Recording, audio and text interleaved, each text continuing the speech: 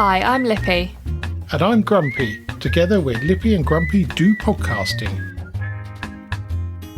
In this episode, I got married.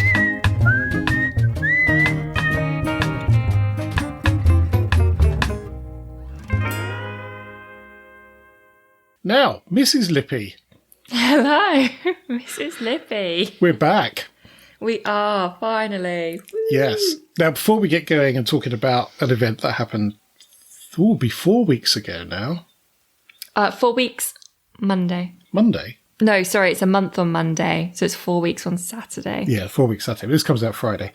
I just must apologise to Screaming Tomato, who contacted me a long while before your wedding day and said, if you'd like to do something while Lippy's away. And I went, yeah, that's a really great idea. And I just got so caught up with work and stuff going on. I didn't forget, but I thought I had another week, which in fact we did, because you got back from Hollybobs and were a bit pooped. Oh. So we could have done it, but I've been flat out with various work and Lions and other charity type work. So I do apologise to Screaming Tomato, but we are going to record a series of obscure facts, of which the Screaming Tomato is undoubtedly the king of.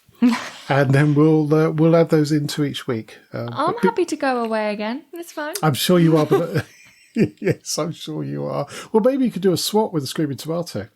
Yeah, take that. Anyway, so we thought we would cover Lippy and Duck Boy's wedding this week. Wedding. Some detail, but not as much detail as maybe you would like to.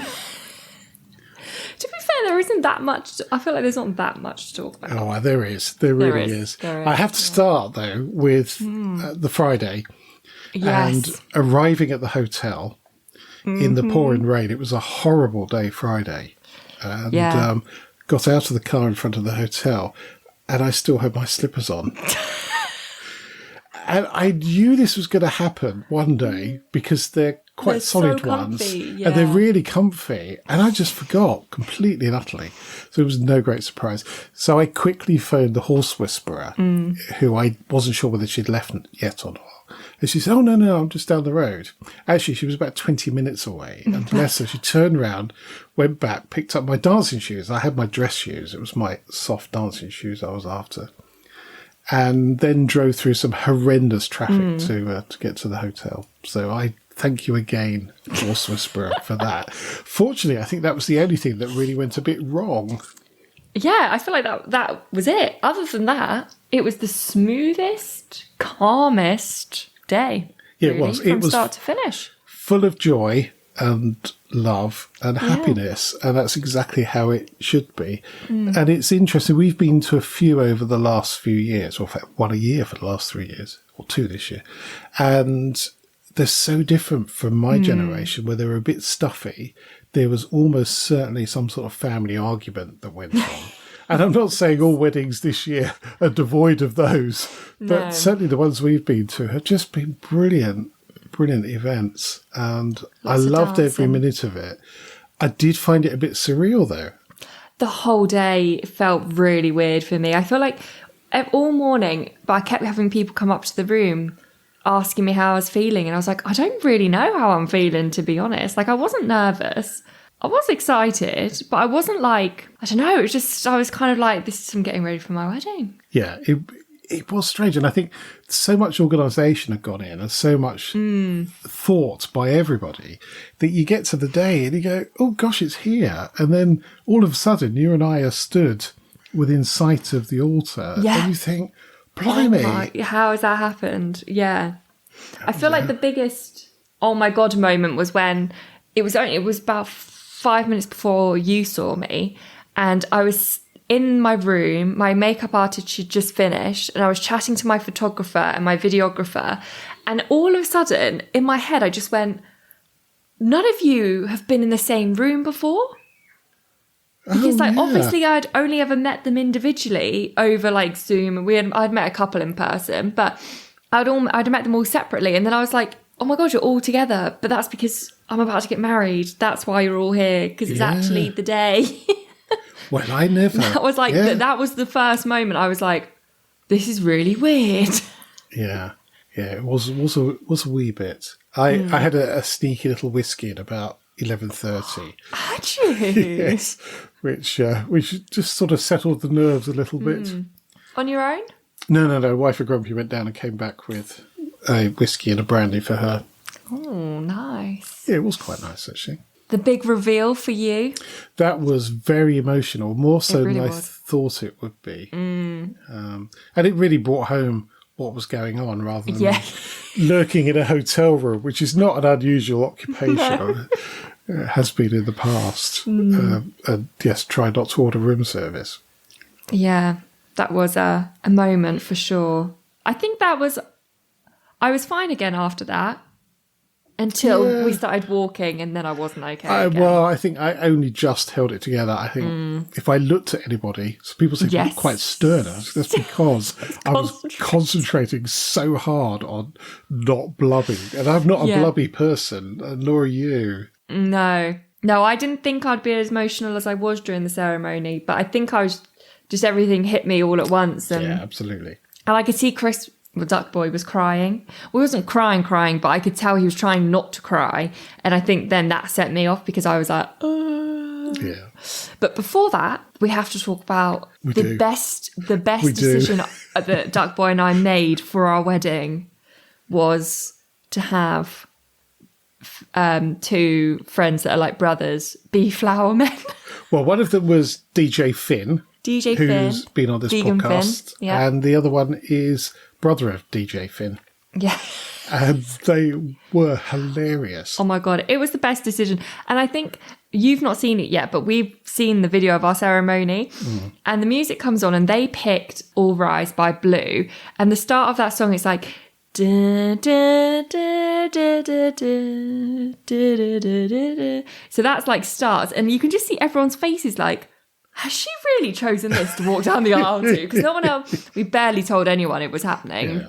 Everyone's like looking around, and especially Duck Boy's nan and sister both like turn to the person next to them and they're like, what?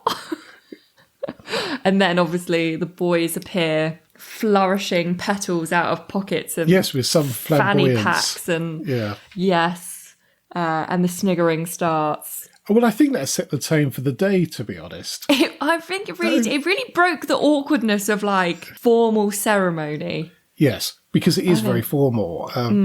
I can't imagine you get away with that in a church. Although, who knows? No, I don't know. Well, I guess it depends on your priest. Because that is the tone for your whole church ceremony is dependent on what kind of priest you've got. But yeah, so that I at one point was worried that people could hear me and you laughing because we were laughing so hard from the back. Yes, we were quite a long way away. We were a room and a half away. Yes, yeah, true. And then the tears started after that. The other good call was the toastmaster that didn't toast. Yes, he was very good. And there's incredible. A film. Is it Zoolander? Oh no, it's not. It's Don't Mess with the Zohan. And there's a character in there that's very sneaky and just suddenly appears from nowhere. And he was a bit like that. Yeah. It'd be sort of a couple of minutes before you need to do something, and he'd just be stood there. Yeah. Where did you come from? Yeah, and he was so good at just getting into your eye line, but not to. He wasn't like interrupting. He was getting in your eye line so that you clocked him, and then when I finished the conversation, then I looked at him, and then he would be like, "Oh, you've got 10 minutes," and then just disappeared. And then 10 minutes later, he would just reappear again and be like, "You ready?" It was magical. He was brilliant. He was well worth engaging. Yes, I thought he was. And then you don't end up with one of the guests having to shout at the other guest to move them from one place to the other, and constantly looking at the time or thinking, "Oh, what are we doing now? What's going on?" So yeah, he was incredible. He's very good and very smartly dressed as well. Oh yes, and his red dinner jacket. But they take it very seriously, don't they? Very serious. I don't know if we spoke about the meeting that we had with him. He was a little bit scary, to be honest. He feels like a school principal. Yes, I think so. That's Headmaster. That's how it feels. That like if you don't do as you're told, you will be told off. Yes, I think there was his way, no doubt. Yes, or no way. Well, that's yes. I guess that's a generation thing. And he must have seen some changes over the years as well, in terms of how weddings flow these days, because there was a couple of things you did differently. So having the speeches before food, which was a really good idea. Yes, it was. And then the order, I think, was different. I mean, not that anybody remembers what the order should be apart from wedding professionals. When I first started out, it was very much couples saying, oh, what order should we do it in? And us as planners would be like, it really doesn't matter. It's the order that you want it in. I think that was the start of the change, was us saying, if you've got nervous speakers, have them at the start, because then they can enjoy their meal. Yeah. Instead of like forcing people to sit through a 3-course meal while they're constantly like nervous about. Yes, yeah. Yeah. Yes, because we went into the marquee and then it was just there and ready to go. And there was no fretting, really. Yeah, and the other thing I find about speeches at the end of your meal, there's always that awkward, like, when the last person finishes speaking, like, lull of like, okay, what happens now? Yeah. And I know, well, we had the Toastmaster anyway, so even if they were at the end, he would have said, like, these speeches are done. We asked him to do, like, a little come back for this time if you want to go and check into your rooms and chill out or have a little nap or whatever, because everyone had about an hour. But it's still a bit of like a, okay, what's next if you don't have that person? Yeah. Just like finishes. And the other thing about having it in the meal or towards the end is that sometimes all the wine's gone on the table. So when it comes to toasting, you are liquidless, which is less than ideal. Yes. Also, there were some very drunk people at the end of our speeches, so I think the food was needed for them. Yes, I think you're probably right. Yes. And talking of the food, it was superb. I forgot how good it was. Yeah, it was really very, very I'd good. forgotten. Yes. I mean, we had done that tasting evening. About but 6-7 months ago now. Yeah, it was quite a while ago. But the food was absolutely banging. Yes. And DJ Finn, I think, said the thing that was nice about the vegan food was it wasn't half-arsed. It was a proper meal that was vegan. It wasn't like, oh, let's just take the chicken out and put tofu in. Yes, exactly. Yeah. No, it was proper vegan food. Meal. And I guess the vegetarian option was like that too. Well, the veggie main was the vegan main. Yeah. No, I mean, if you'd gone for the veggie option as well, then that was a proper veggie meal, not a adapted and carnivore I think the meal. gluten-free went well. I didn't hear any complaints. I didn't hear any complaints either. Mind you, there had been a lot of drinking at that end of the room. There had. My maid of honour's partner, the other one, not my sister, doesn't like mashed potatoes, so he had new potatoes instead. Yes, I did see that. Because one of the comments that was made pre-wedding was, there is no way you're going to a wedding and you're having no carbs. No. Well, not with what he then did for the rest of the evening, which pretty much was drink solidly. Yes, yeah. Yeah. He enjoyed himself. Yes, he certainly did. Not sure he did the next morning, but... No. Cracking band as well. I forgot what their name was. And the City Folk. City Folk, they were brilliant. They were good. so nice as well. Yeah. Super lovely, super easygoing. And to be honest, we just said to them, do what you do at weddings. Like, we didn't give them any direction. We were just like, we are happy for you to play what you think is good. Well, the set list was spot on, I thought. It was... I mean, there was some stuff on there I didn't recognise, but most of it was good old wedding tunes. Yeah. Good wedding songs. And not Hi-Ho Silver Lining, which was always the one that came up for weddings when I was your age. I don't even know what that song is, I don't think. No, it's a very old song, but it was on the wedding list. And I think because it probably bridged 2 generations, or potentially. But we only had discos, never had a band. There was Love a never an band. option. Yeah. It was a really good space as well, because we didn't move after the meal. Yeah. They just lifted the curtain and revealed the dance floor. Yeah, which was brilliant. Which is good. I think that a lot of people danced, actually. You, being one of them, did not leave the dance floor. I think I did for a little bit towards the end of the first half, only because I got dragged off to speak to people. But what I did is I concentrated on doing all my speaking to people when the canapes and champagne was out. Yes. So I got that done then. And the one thing I don't like is nobody on a dance floor. No. And there's a band playing. I can't deal with it. I feel like there was always at least 5 or 6 people. Yeah. Yeah, I tried. I tried so hard to stay on the dance floor, but it was so impossible. Bit tricky, isn't it? Yeah. And pizza was great. You had a pizza Land Rover turned up. Pizza Land Rover in the end. That was very good. And there's a very good picture of you doing the Salt Bay. Salt Bay. Yes. With cheese.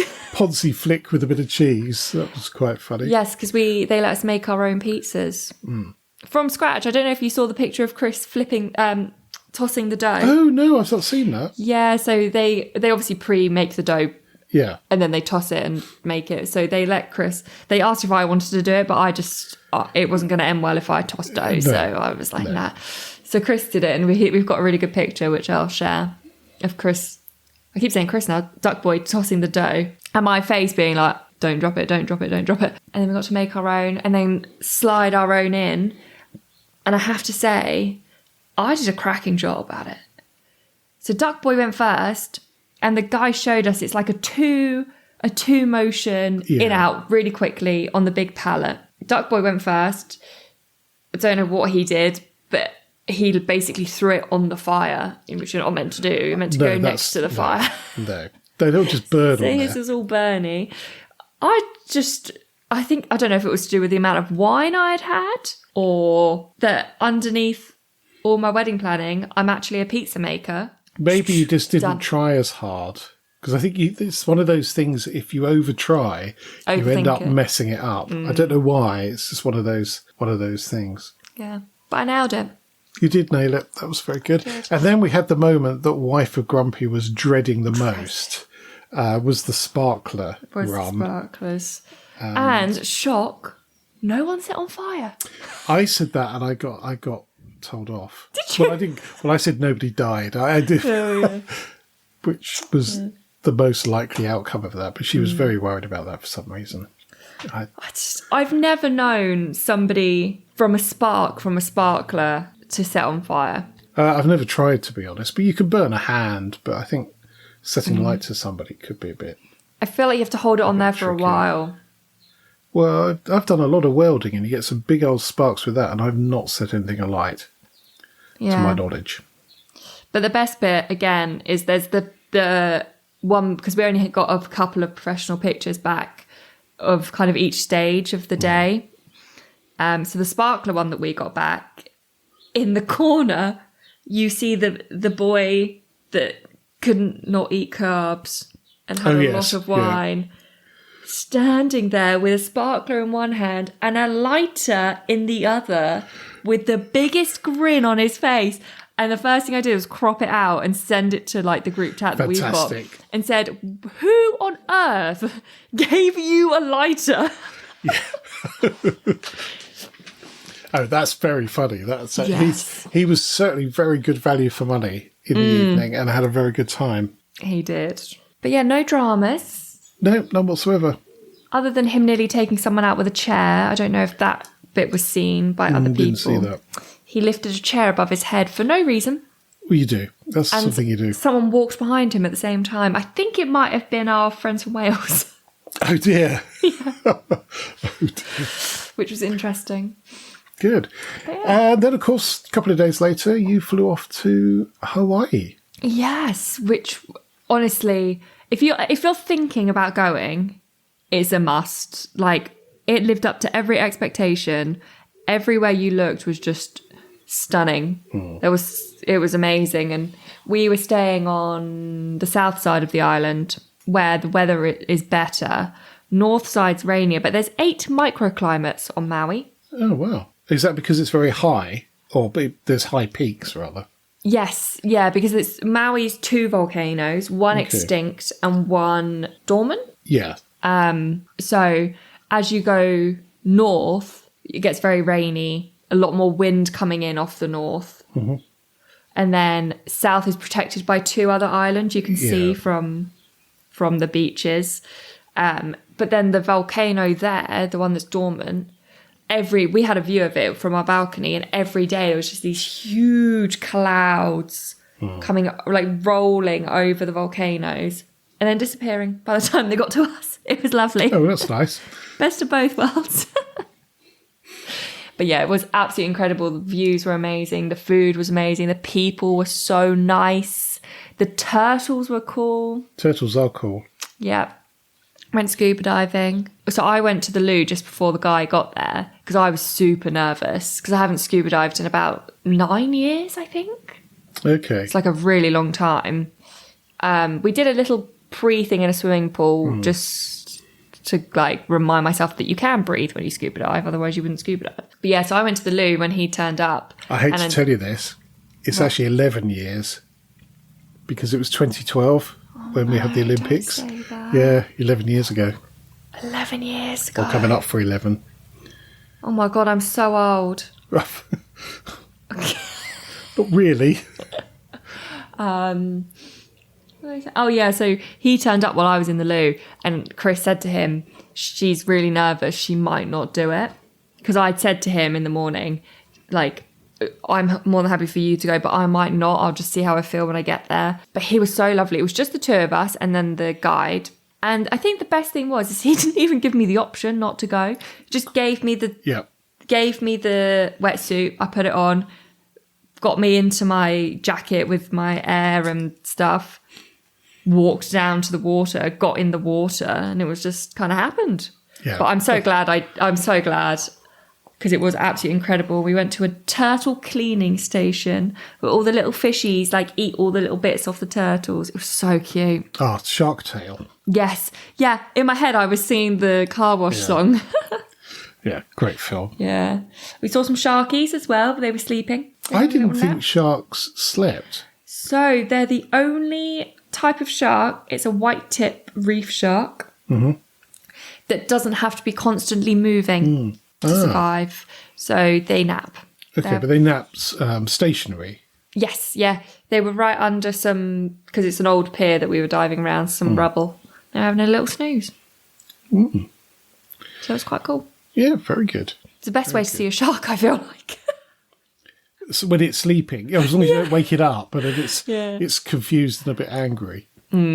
Yeah. Wouldn't be good. Apparently they don't like the bubbles, so you can't get too close, otherwise they freak out a little bit. Yeah, I can see why. Slightly disappointed you didn't have to fall out of the boat backwards. That's the bit I hate the most, though, about scuba diving. I quite like the idea of doing that, and I think it's probably been brought up on Jacques Cousteau documentaries as a child, where they all fell backwards out of the boat. They don't tend to... They teach you, when you do your diving in training, they teach you how to do that so that you know, but you don't tend... That's not the most comfortable way to enter the water.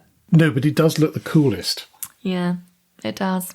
I will give you that. I would imagine getting back out again is pretty uncool, though, into a boat. It's not too bad, actually, because you take your flippers off before you get in. Okay. So you take them off and then you just climb the ladder. But gravity is not fun. After you've been in the water for that long, you really feel the gravity. Yeah. Everything's so heavy. It's interesting when you look at when Tim Peake came back from the space station, they get them out the capsule and they've got a couple of deck chairs and they plop them in there and you think, well, what have they done that for? But actually the effect of gravity must be astonishing after, 6 months in virtual weightlessness. Yeah. So Hawaii and then on to Las Vegas. Yes, so we flew back to LA and then we drove to Vegas. Loads of people didn't know why we did it. We just thought it'd be fun. And it was actually quite fun. It's just deserty and different kind of landscapes going on. Saw the largest thermometer in the world. That's pretty cool. I think you sent a photo of that. I did, yes. It's pretty big, to be fair. It's pretty big. Yeah, just had a nice little road trip, really. That was fun. Driving into Vegas. Quite nice. Yeah. It was nice to do something a bit normal. It was also my birthday. Yes, my it was, wasn't it? 27th birthday. Yes. Road trip into Vegas. Wife and Grumpy and I were saying it's the first year we've not been pestered every 3 to 4 minutes that it's your birthday.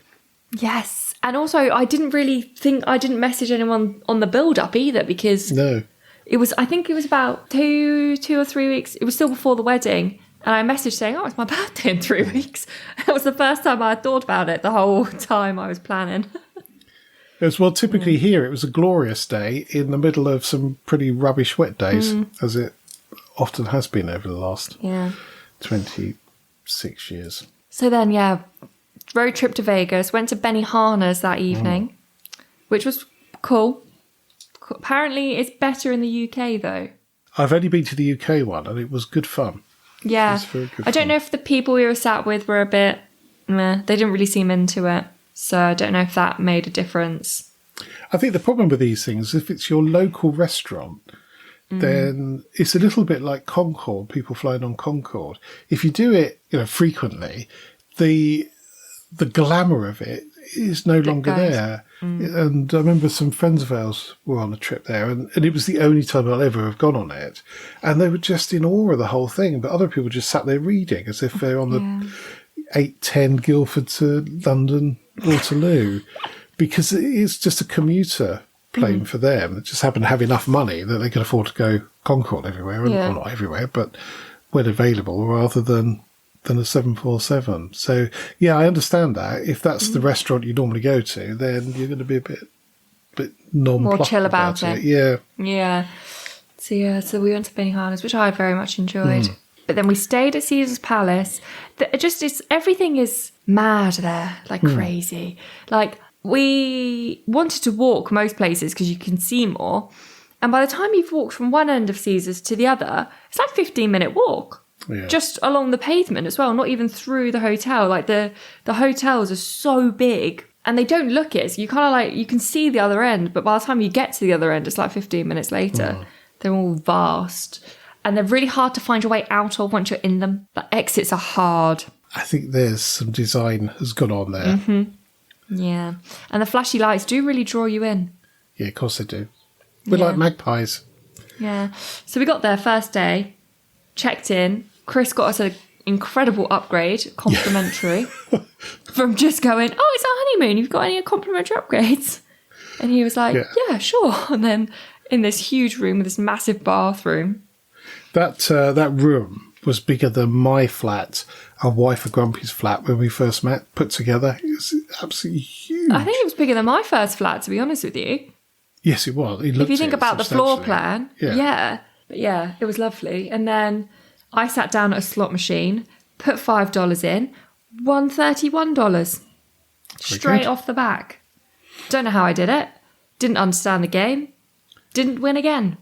Well, it knew you were a first timer and it was trying to hook you in. Yeah, that's a lie, actually. And then we went to the Bellagio a different day and sat down at a Game of Thrones slot machine because I love Game of Thrones, and I won $20 on that one. I don't know how I did it, but they know. Somehow they know. They do know. There's no two ways about it, because those places wouldn't be there with all their finery if they weren't making a fat load of cash. Mm-hmm. Well, yeah, you're walking past. I saw a lady put $100 bill in. Yeah. And she looked like she'd been there for a while. Yeah, that is crazy. But the main reason we went to Vegas was for the trip to the Grand Canyon in the helicopter. And that was not as good as scuba diving, but almost as good as scuba diving. We did some real... Looks amazing. I mean, the video you sent back was just almost out of this world. Brilliant. Incredible. You had a captain with a massive moustache as well, which I'm assuming is a prerequisite for a captain in that area. Yeah, and they obviously know what to do. They're playing. They're playing. What song did they play? Top Gun. Top Gun. Yeah, they played Game of Thrones intro music. Yeah. Ride of the Valkyrie. Ride of the Valkyrie. On the way out. Apocalypse Now. And as you fly over Hoover Dam. So you get to see that. That's really cool. And then fly on to the north side, I think, of the Grand Canyon. And as you fly over the peak, because it's really, you can't really see anything. And it's all just kind of mountainous in the distance. And then you fly up and over the last peak. And as you do that, they're playing Jurassic Park. Oh, brilliant. And you drop in to the Grand Canyon. Then you fly in between the ridges. And then they land. It's on a little platform that's halfway. And then you have a little picnic, have a little wander and explore. Then you get back in, then you fly you back. But on the way back, we were ahead of everybody else. We took off first. And he said, "Oh, has everyone happy for me to add about another 5 to 6 minutes onto our flight time? And I'll go and show you this really cool thing called the red bowl or something like that. The bowl of fire." No, it was something more dramatic. I think it was bowl of fire. And he flew off a bit to the left, and it was all that bright red rock. Oh wow! That's like real red.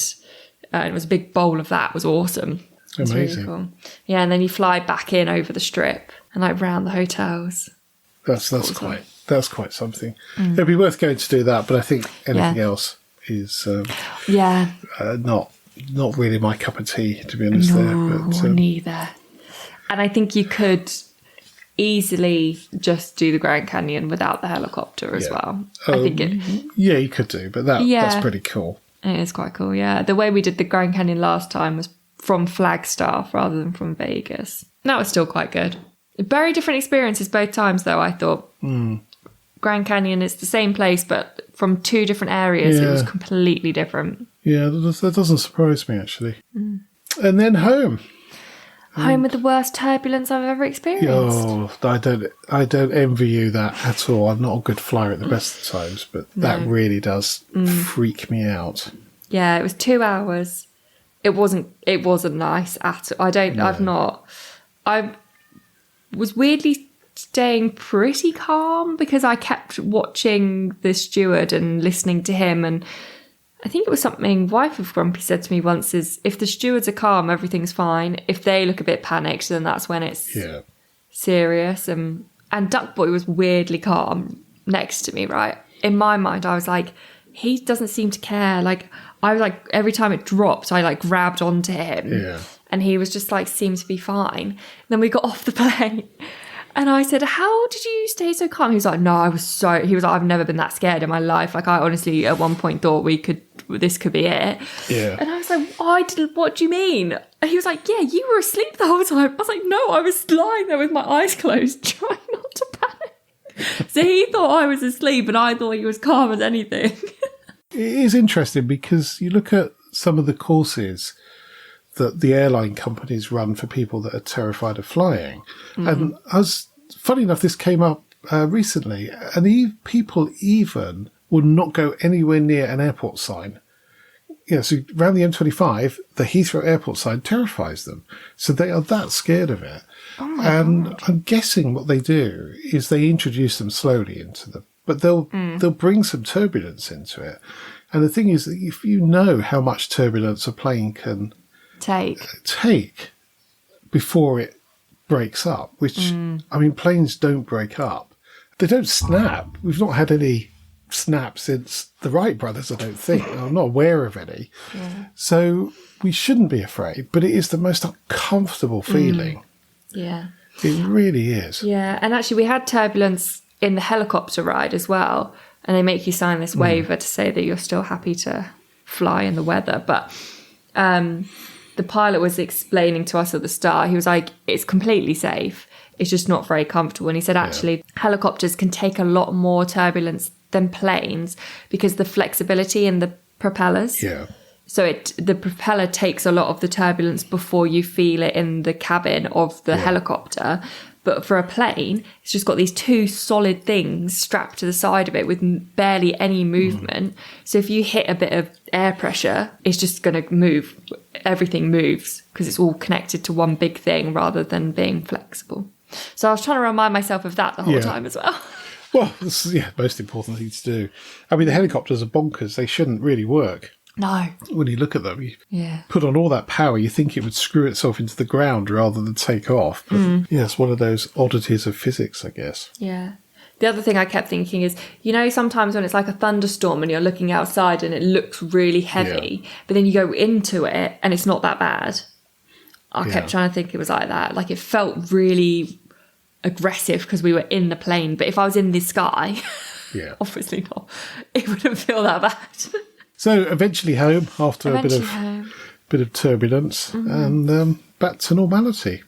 Back to mostly. I think I'm just over the jet lag. Yeah, it's been a week. It took me a week to get over the wedding date.